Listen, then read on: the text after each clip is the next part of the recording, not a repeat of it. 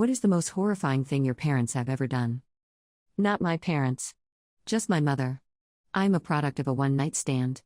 A mistake that never should have happened, she used to say. So my parents never lived together. I didn't even know I had a father until I was 6 years old.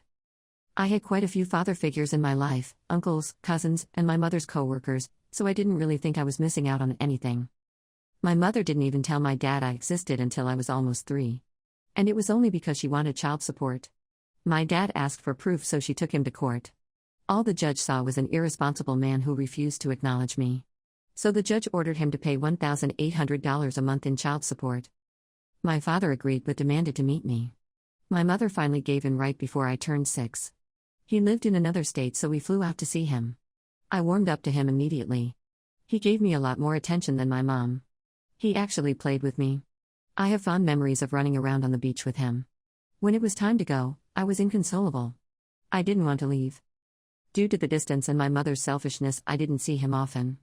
I belonged to my mom and was only allowed to see him on her terms. But we did call each other a lot.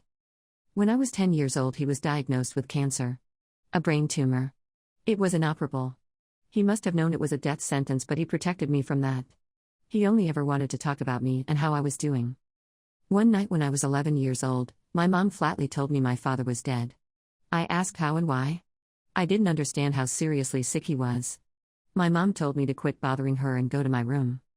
I had only known him for 5 years. I only saw him a total of 3 or 4 times. My mother purposely kept me from him. And I'll never forgive her.